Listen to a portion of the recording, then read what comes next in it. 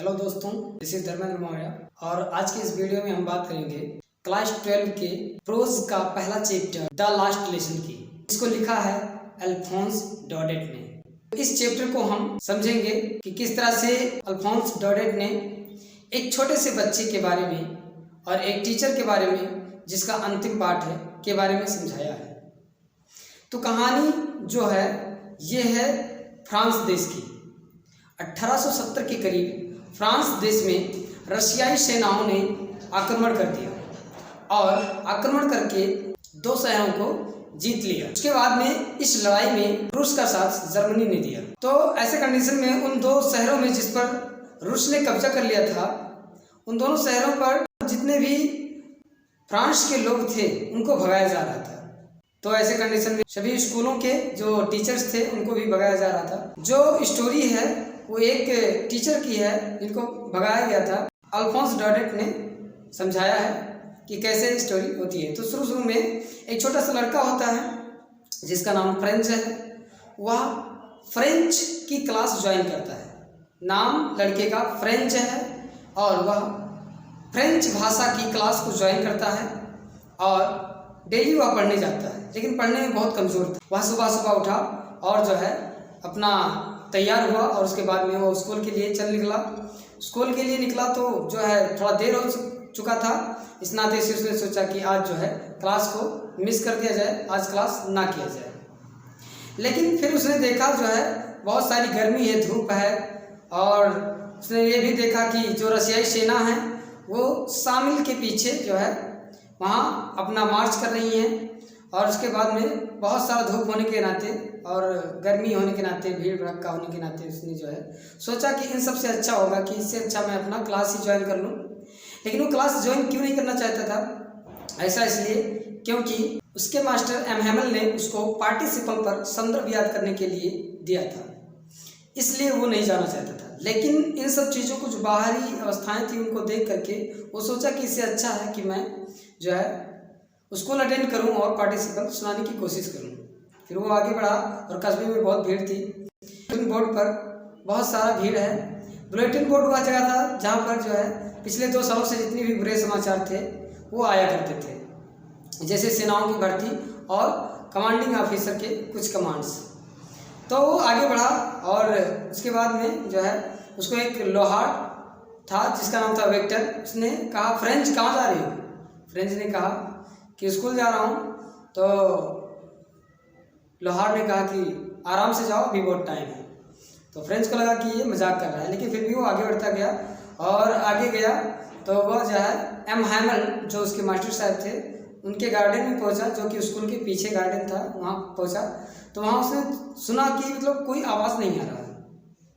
उसने देखा कोई आवाज़ नहीं आ रहा है। तो ऐसे स्थिति में मतलब क्या होता था कि मॉर्निंग के टाइम शोरगुल बहुत ज़्यादा होता था, बच्चे बहुत शोरगुल करते थे, डेस्क का आवाज़, बच्चों का आवाज़ और बहुत सारे आवाज़ आया करते थे।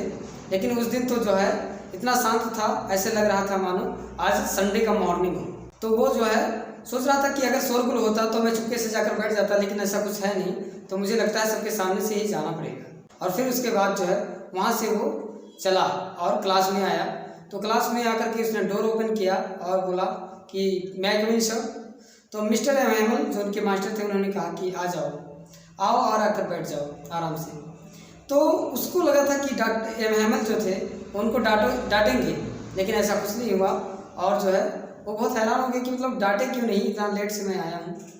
लेकिन उन्होंने कहा कि जाकर बैठ जाओ। तो जो फ्रेंच लड़का था उसने ध्यान दिया कि बहुत अजीब था सब कुछ। सब बच्चे बहुत शांत बैठे हुए थे और पीछे के बेंच पर गांव वाले बुजुर्ग बैठे हुए थे। उसने ये सब देखा तो मतलब वो बहुत आश्चर्य में हो कि बात क्या है आज।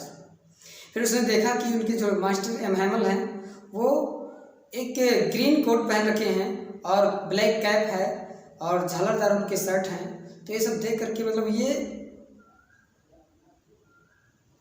ये कपड़े वो तभी पहनते थे जब कोई फंक्शन होता था, कोई प्राइज डिस्ट्रीब्यूशन होता था, तब जा कर के वो ये सब पहनते थे। तो उसने देखा कि मतलब ऐसा क्यों, ये क्या बात है आज। तो उनके जो मास्टर एम हैमल थे उन्होंने बताया कि आज मेरा इस क्लास में अंतिम दिन है और अंतिम पार्ट आज फ्रेंच का होगा और इसके बाद क्लास को बंद कर दिया जाएगा। उसके बाद तुम्हारे दूसरे अध्यापक आकर के यहाँ दूसरी भाषाओं को पढ़ाएंगे। वहाँ पर जर्मन भाषा पढ़ाया जा रहा था। तो ऐसा सुन करके तो वो फ्रेंच जो लड़का था वो सन रह गया, मतलब सोचा कि मतलब अभी तक मैंने जो है अभी लिखना ही सीख पाया था मैं, और अभी क्लास को बंद कर दिया गया, ऐसा क्यों। उसने देखा, वो मतलब बहुत आश्चर्य में पड़ गया कि अभी मैं पढ़ना भी नहीं सीख पाया था और मैं पढ़ने की कोशिश कर रहा था, लेकिन मैं जो है क्लास को बंद किया जा रहा है, अब मेरा क्या होगा। तो एम हैमेल जो मास्टर जी थे उन्होंने जो है उन लोगों को पढ़ाना स्टार्ट किया, और उसके बाद में वहाँ पर बहुत शांति थी, मतलब बहुत शांत माहौल था, और सब लोगों की केवल लिखने की आवाज़ आ रही थी। और जो बूढ़े लोग थे वो वहाँ पर बैठे हुए थे, मतलब उनको एम हैमेल को विदाई देने के लिए आए थे, तो वहाँ पर बैठे हुए थे। तो उसके बाद में इतना शांत माहौल था, वहाँ पर केवल कबूतरों बुजुर्गों की आवाज़ केवल सुनाई देती थी। और उसके बाद में अंतिम में एम हैमेल ने बताया कि मेरी जो देश की भाषा फ्रेंच भाषा है वो दुनिया की सबसे खूबसूरत भाषा है, और इससे जो है इस भाषा की से संबंधित जितनी भी विशेषताएं थी उसके बारे में बताया और दिखाया, पढ़ाया सबको।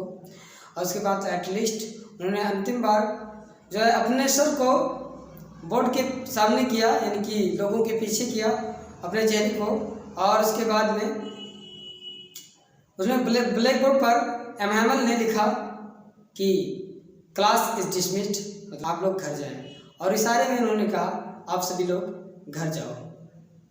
यही चैप्टर यही समाप्त होता है। अगर अगला चैप्टर आपको चाहिए तो इसके लिए आपको कमेंट करके हमको बताना होगा, और अगर वीडियो अच्छा लगे तो इसके लिए लाइक करें और चैनल को सब्सक्राइब करें।